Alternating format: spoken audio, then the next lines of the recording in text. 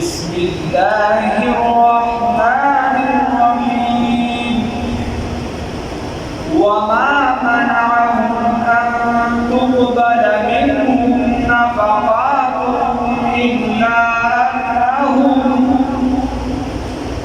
إلا أنهم كفروا بالله وبرسوله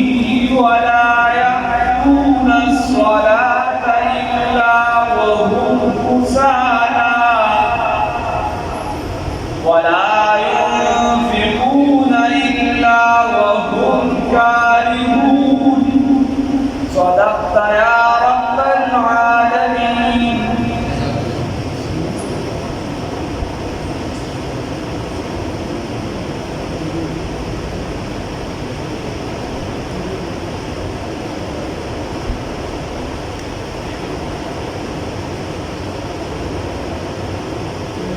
دي آیاتونه الله رب العزت هغه وجه وایي چې د دې صدقه الله رب العزت ولې قبول نه کړه دا وجه یې څه الله رب العزت فرمایي وما منعهم ان تقبل منهم او منع نه کړی شو دي لره د دې خبرې نه چې قبول نه کړی شي د دې نه ان تقبل منهم چې قبول شي د دې نه نفقاتهم صدقه دوی الا انهم مگر دومره خبره الا انهم مگر دومره خبره کفروا بالله چې دې بنیادی چې کوم څه کړه دې انکار کړی د الله رب العزت وبرسوله ود الله رب العزت د رسول ولا يأتون الصلاة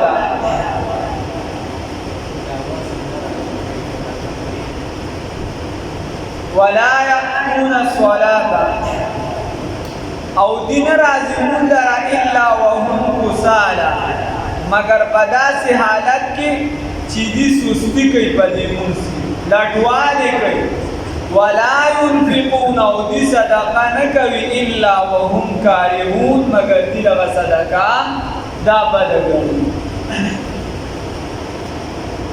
اس خبر دارا چی دا عمل دا قبل دو دا پارا دری خبری ضروری دی چی یو عمل ستا قبول شنو بنیادی طور داغی دا پارا دری خبری ضروری دی پس داغی با بیا حلال حرام وصول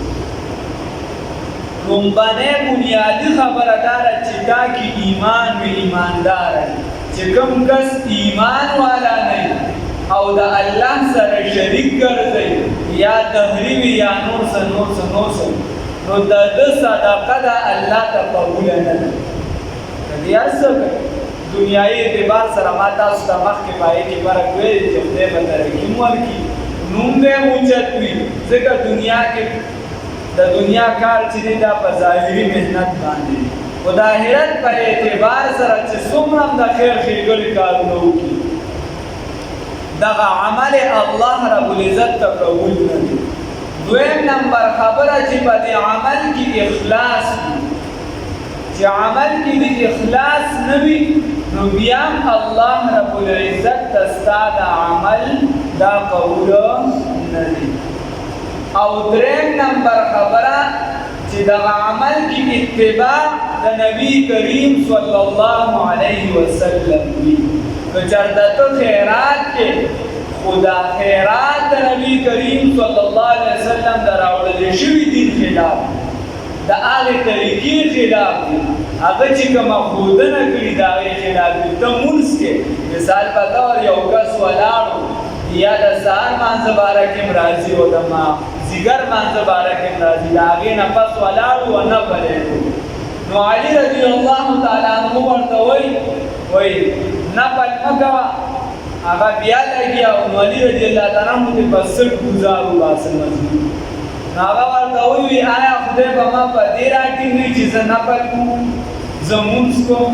نو علي رضی الله تعالی عنه ورته تا به خدای په دې نه راټینګوي ته چې د خدای د رسول دا کومه خلاف ورزي کې خدای به دې په دې راټینګوي رسول الله صلی الله علیه وسلم د مازدیګر نفس نفل نه دی کړی د سهار نفس نفل نه دی کړی د مانځه نه تر لمر راختو وروسته ته نفل کې خدای به دا په دې راکړي دا د رسول الله صلی الله علیه وسلم کې راپورته دي لومړنۍ خبره د ایمان دویم اخلاص دریم اتباع د نبی کریم صلی الله علیه وسلم نو الله رب العزت وایي چې دې کې ایمان نشته نو چې ایمان پکې نشته وایي بیا یې صدقه ماته قبول نه ده چندې ماته قبول نه ده وما منعهم او ندی منع کړي دي لرا ان تقبل منهم چې قبول کړي شي د دویونه نفقاتهم صدقې د دوی الا انهم مگر دومره خبره ده الا انهم مگر دوی کفروا بالله انکار کوي د الله رب العزت نه و برسوله و د الله د استازنا ولا یأتون الصلاة او دین راځي مونږ الا مگر وهم کسالا په داسې حالت کې چې دي سستی کوي د سستۍ شکار وي او دي پکې ناراسته وي په مانځه کې نو دا د منافق علامه ده دې وجه نبی کریم صلی الله علیه وسلم فرمایي وی په منافق باندې د ټولو نه درانه مونځونه چې دي هغه د سهار او د ماسخوتن نبی کریم صلی الله علیه وسلم الله دې توفیق راکړي ولا یأتون الصلاة الا وهم کسالى او دې مونځونه چې دي دا په خپله خوښه کوي د خدای په خوښه نه کوي کړی غواړي نو مونځ وکړي کړی نه غواړي نو مونځ نه کوي کړی غواړي نو دوه مونځ وکړي درېیم نه کوي اوزګار نو پنځه واړه وکړي او اوزګار نه نو یو هم نه کوي یعنې دا مونځ ورته د اوزګارو کار ښکاري داسې نه دا بوج نه ګڼل هر یو کار د هغه د ځان خلاصي نه وي زمونږ مفتي صاحب دی هغه وایي زما یو مقتدي وي چې د مانځه ټیم به پوره شم وایي ما ته ویل چې استاد چې څه کوو ځان ته خلاصوم نه دا ځان خلاصي کار باندې او د هر څه دپاره خپله طریقه ده او دا ویل ته زما مقتدي په باړه کې هغه به موږ د سهار د مانځه د بالا انتظار کو وي هغه به زر راغی مونځ به چرندان به یې کړو یو څه بل څه مانځه ته به ودرې سنت به یې وکړو فرض به یې وکړو زموږ ورته چې بچو به مانځه چې داسې وي هر څه کې لږ خوند کوي خو د خدای په دې کار کې لږ خوند نه کوي بیا به جومات کې سیټ ته اور بند شي هغې ته به ښه ډېر کښېناست نو دا هر څه به خپله نه ولا یأتون الصلاة الا وهم کسالى نو د ځانه چې دا سستي په مانځه کې وباسو دا د منافق علامه ده الله دې توفیق راکړي چې ټول مونځونه کوو دې کې داسې به نه وي د یو کس نه علاوه تقریبا چې په هغه باندې به قلم نه وي شروع شوي ټولو سره د مونځ حساب کتاب شروع دی تقریبا الا ماشاءالله کې یو دوه چېرته باقي نو ټولو سره چې موږ په مونځ کې اخوا دیوانه کوو چې مونځ او درس شروع کړو الله رب العزت دې راته توفیق راکړي او چې د چا مونځ صحیح شو نو د ده د دنیا زندګي به ښکلي او د ده د آخرت زندګي به ښکلي د سپېرتوب یو څو علامې دي چې په کور کې راځي پیسې هر څه به پکې خو برکت به پکې نه وي جنګ جګړې به یا به زړونو کې خفګانونه وي یو پکې مونځ دی چې کوم کور والا مونځ نه کوي او بعضو پکې لیکلي چې یو قسم پکې مونځ نه کوي نو دغې کور کې به سپېرتوب دا پروت ما یعنې بله یو زنانه وه به دا کیسې ویسې وکړې داسې کور جنګ جګړې دی او پلانکې کیسې د مور دی داسې کار دی د کور والا ته دې ووایي چې مونځ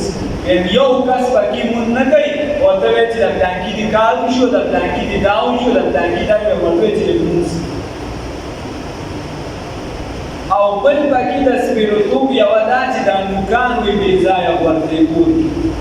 او دا ویښته مېخته چېرته پراته نو جالۍ باندې څه بله یو څو څیزونه خو بنیادي طور پکې لومړنۍ هغه مونځ دی چې د هغې نه شپېته یو خوا شپېته بل خوا په نورو سپېرتوب ورتېږي ورپسې ګرځا کړه الله یې توفیق راکړي ولا ينفقون او دي نفقه نه ورکوي صدقه نه ورکوي الا وهم کارهون مګر دي په داسې حالت دي چې بد ګڼي دي لره پیسې خو ورکوي چنده خو ورکوي خو دا دي بده ګڼي فلا تعجبك فتعجب کی دیوانه چی تعالی رای نبی کریم صلی اللہ علیہ وسلم اموالهم مالون ددوی ولا اولادهم نا اولاد ددوی اللہ رب العزت ورته فرمائی چې چون کې دا کافران دي منافقان دي یا نور د دې دغه مال اولاد دي دا په تعجب کې وانه چې کافران رسول الله صلی الله علیه وسلم ته الله فرمایي بیا نن سبا یو کس مونږ ودس نه کوي او ته مونږ ودس کې یو کس په جوس هغه په جسم روغ دی هغه د پورن مال دولت برابر دی ټول کیسه سم راځو مونږ ودس کې نو ته ګور رسول الله صلی الله علیه وسلم ته الله په هغه وخت دا فرمایي بس بیا یا سوچ کوا الله وی چې د مال اولاد دا په تعجب کې وانه چې دا خو ملایکی دیو دې او ګناهګار باندې چې الله کولی ورسسي دا د دوه وجې کده ځان او پیژند نو دی الله طرف ته توجه کی دا احسانی معاملې شي او کده ځان نه پیژند نو دی دا الله نه نورم دې شي بلکې خپل په एकदम راټین کی نو ان بطش ربک لشدید انه هو یبدئ ویعید الله دې ساتي به راځي نو دې صدقه نه ورکوي مگر بد ګڼي دي لرا فلا تعجبك فتعجب کی دیوانه چې تعالی مال ددی او اولاد ددی انما یقینا خبر دادا یرید الله چې اراده لري الله رب العزت ليعذبهم چې عذاب ورکړي دیتا بها بدغ مال سره په حیات دنیا په زندګۍ د دنیا کې وتذهب انفسهم او روحنا ددی وزرونا ددی وهم کافرون پداس حالت کې دي کافران وي الله دوساتي مفسرین لګي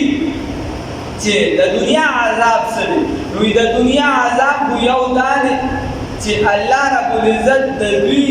نه چې دا کومه منافق وي نو ظاهرا ایمان وروړي چې ظاهرا ایمان وروړي چې په نور باندې د زکات حکم لاګو کیږي یا په دم لاګو کیږي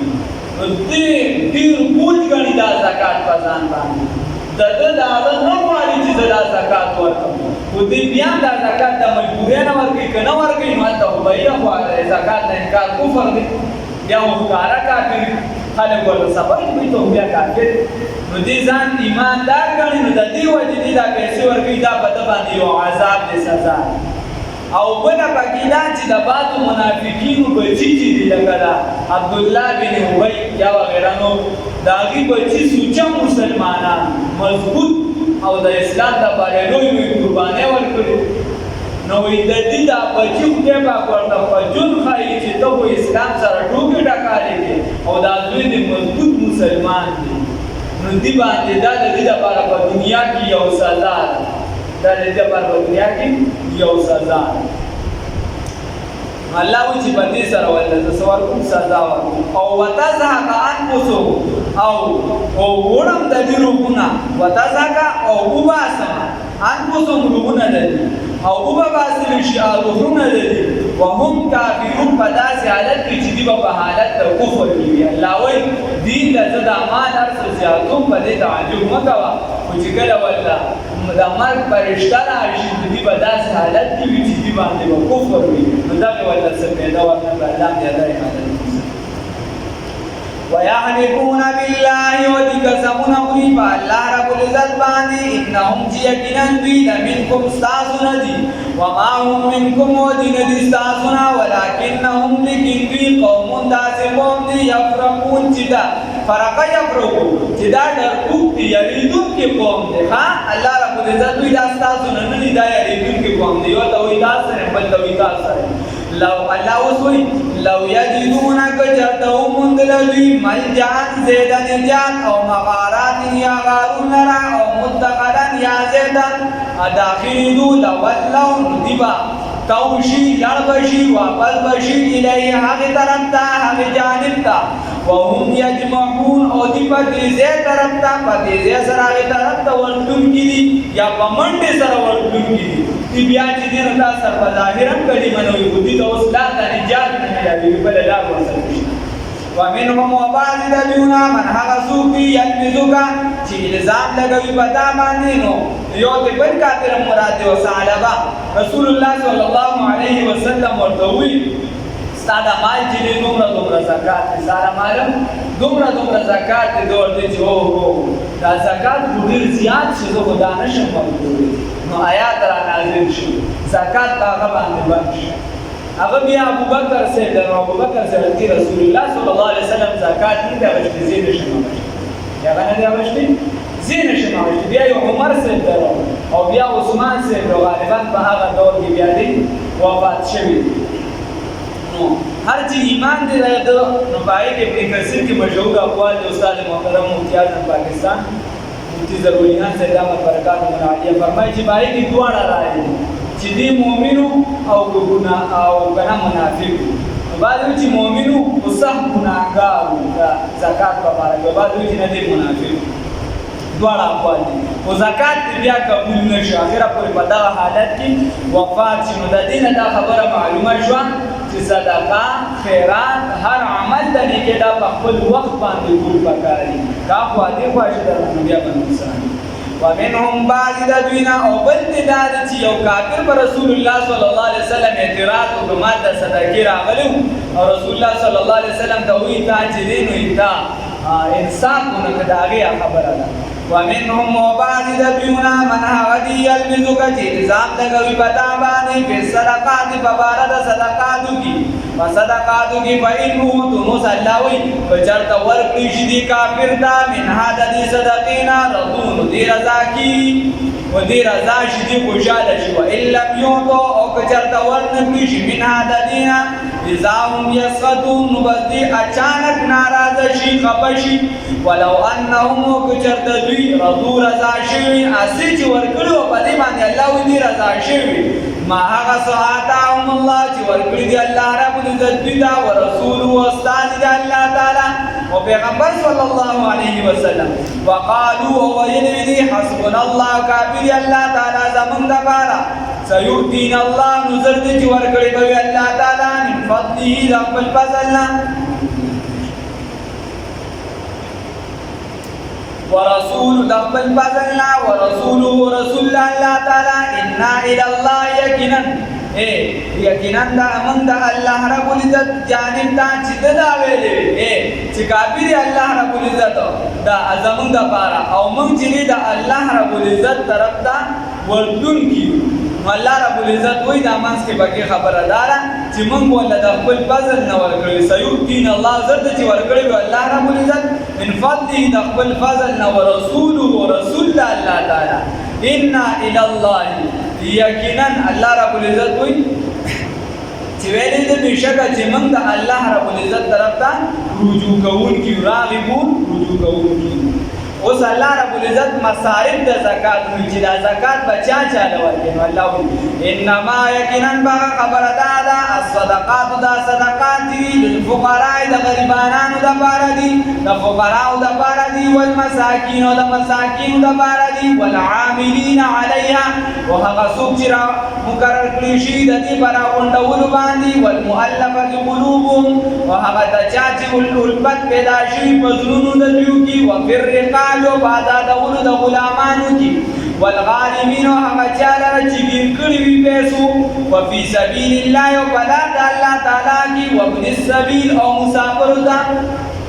نو خبره ده چې لومبني فقرا نو دا هغه چې کله دا یو ځای راشي نو بیا تعریفونه وړي دوه اختلافات هم پکې خړي خو یو عام تعریف پیدا سکی چې فقیر بیا هغه د ویل شي چې د ساده دویم په مروټې نو دا دې ته ویل شو مسکین هغه ته ویل شي چې د حال لږ بهتر سم او چې کله ځان فقیر ځان راشي مسکین بیا دواړه د یو بل معنا ورکوي نو دلته الله رب العزت فرمایي چې دا صدقې د مال چې دا د غریبانو لپاره دي بل او دا د دې غریب نه مراد هغه وي چې هغه د 250 نیمه تول سپین زرو برابر سیوای مال هغه سر پکور کې نه هغه به زکات ورکړي سیوای مال 250 نیمه تول سپین زر چې هغه د کور هغه باندې قرض نه یو سبل سره او بیا هغه د کور سیوای مال نه به مراد هغه چې د طبقات په بدل کې استعمالي کې نور استعمالي نه هغه مان راون کې هغه 250 نیمه تول سپین زر درسي نو بیا دې د زکات مستحق نه دي دلته بیا زکات نشي ورکول او کنه د دینه کم مالک وي زیاتی مال نو بیا چې دې زکات مستحق دي د دې وجې چې ستا بچا نن سبا زمانه داسې ده چې اکثر د یو څه بل څه پته نه لري نو ته چې کله زکات ورکې او په کم کس باندې ستا شک وي نو ورته ووایه چې دا مال اول ښه تحقیق وکړه اول به تحقیق کړې او بیا چې ستا پرې ګمان نه دی چې او دې مستحق دی او بیا ذهن دې خواته کول نو بیا ورته ووایه چې دا د زکات مال دی دا د زکات بل الله رب العزت وی والعاملین علیها چې کوم کسان په مقرر کړی شوی زکات راوړي نو هغه له ورکوي نو چې دا سید نه وی اله بل والمؤلفه قلوب او هغه څوک چې د هغه په زړه کې الفت پیدا شوی د څه طرف ته د اسلام طرف ته یو خبره یو دا په ابتدا د اسلام کې نو هغه چې کوم کسانو زړونه په اسلام طرف ته راغلي وو هغې له به مال صدقه ورکو چونکې اسلام کمزورو مسلمانان ده چې دوی د اسلام طرف ته راشي نو آت مراد دی اوس دا رایه د ځینو په نسبت باندې چې دا ختم شوی دی خو علامه انور شاه کشمیری رحمه الله او علامه یوسف بنوري رحمه الله فرمایي چې دا موقوف ده ختمه نه ده که په داسې په زمانه کې چېرته ضرورت راغی لکه علامه یوسف بنوري رحمه الله فتوا ورکړې وه چې د افریقي چې کوم تور خلک او د امریکې چې کوم تور خلک نو هغه په خپل وخت سره فتوا ورکړې وه د نن څه مدروان دي چې دوی له تاسو د زکات پیسې ورکوئ د دې ځکه چې دا نور خلک یې د ځان نه لرې ساتي نو قریبه ده چې دوی به د اسلام طرف ته راشي نو داسې که چېرته ضرورت راغی نو بیا هم کېدی شي بل وفي الرقاب او په آزادولو د غلامانو کې نو غلامان به نن سبا تاسې په نظر باندې ډېر شرعي نه راځي او که چېرته ضرورت راغی چېرته وي شرعي دا یې په آزادولو کې بل والغارمین او هغه چې څوک په چا باندې एकदम کاروبار یې ټول په ټپه شي او دې په تاوان کې روان شو د زکات مستحق شامل یې ورکړه یا یې نور اوس وځلې کیسې ختمه شوه یا قرضونو دومره ګیر کړه چې یا مو एकदम سم مالدار او یا د زکات مستحق شي نو بس دلې ورکړه بل وفي سبیل الله او په لار د الله تعالی کې نو په لار د الله تعالی کې لومړی د جهاد فی سبیل الله مراد دی چې کوم کمزوري مجاهد وي غریب وي هغه له به ورکړي دویم نمبر دی هغه کس چې حج له لاړ شي او بیا د سره په لاره پیسې ختمې شي بیا څه بندوبست نه وي او دریم نمبر چې دی هغه طالب د علم مراد دی چې هغه غریب دی او وابن السبیل او د لارې مسافر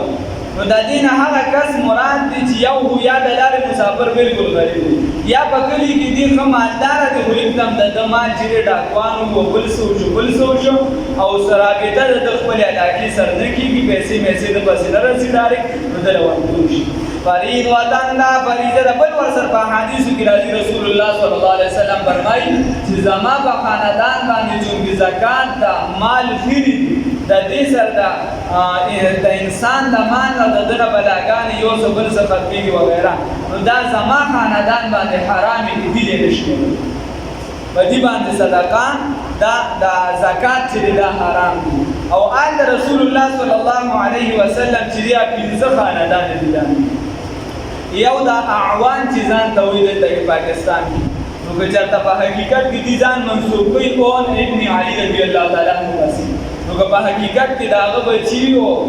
بس چې ځان هغه پسې منسوب کوي نو بیا احتیاط دا دی چې زکات به نه اخلي یا د حضرت عباس رضی الله تعالی عنه چې کوم اولاد دي حضرت جعفر رضی الله عنه ته جعفري چې کوم دي او حضرت عقیل رضی الله عنه ته عقیلی وغیره او یا چې د حضرت رسول الله صلی الله علیه وسلم چې کوم ترو حارث او هغه خپل وکادرو د دنیا نه تللی دی او د هغه زوی ابو سفیان بن حارث نو د هغه چې کوم خاندان د دې ټول چې د زکات ورکول شي او د دې علاوه یعنی سادات چې ځان ته څوک وي او په دې کې بیا څوک ځان ته علوي وي او څوک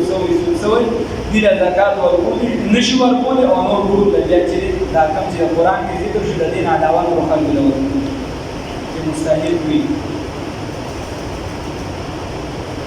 یو خبره دا سید چې دی په ده باندې اوس که څوک ووایي چې بهي کا د لوږې مړ کېږي دا نو رسول الله صلی الله علیه وسلم فرمایي چې ستا په مال کې نورم حصه ده صرف زکات نه دی ستا په مال کې د غریبانو دپاره نورم حصه ده دا زکات خو صرف په سبیلتو کې چېرته یو روپۍ یو څه بل څه نه نورم حصه ده د غریبانو دپاره د هغې نه به ورکړي بدل به ساده کې روانه مضبوط کوله فریضة من الله دا فریضه د الله د جانبنا والله یقینا الله رب العزت علیم علم والا دی حکیم حکمت والا دی ومنهم الذين بعض ذبيونا كسان يؤذون النبي تكذب ورقب رسول الله صلى الله عليه وسلم تا ويقولون وإلي هو أذن دعه وبندي وقتي قل وردوا يا پیغمبر صلى الله عليه وسلم أذن خير لكم دا وقت ساس دبارا وبن ساس دبارا بهتر دي يؤمن بالله دي يكين ذاتي بالله رب العزت باني ويؤمن للمؤمنين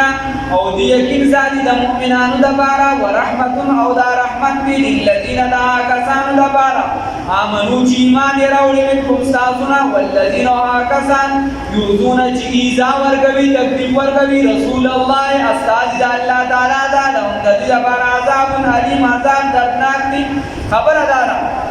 چې کافرانو کې دوه قسمه ډلې منافقانو کې یو ډله و چې غریبه کړه خبرې کولې نو رسول الله صلی الله علیه وسلم پس به چې خبره کوله نو دې نور ورته چې لګا وګوره سم وګونه دي هر خبره ورته پته لګي ګوره خبر ورپسې مته ډایرک آیات راشي ټانګیزه کې دا وایي دا خبره وشوه نو په تاسو وګونه دي ورېدل دي خبره هغه وایي ورسې نو داسې ورته مو وایي دویم نمبر ډله دا وه چې هغې به کله رسول الله صلی الله علیه وسلم پسې خبرې کولې یو بل کې نو ښه به رسول الله صلی الله علیه وسلم پسې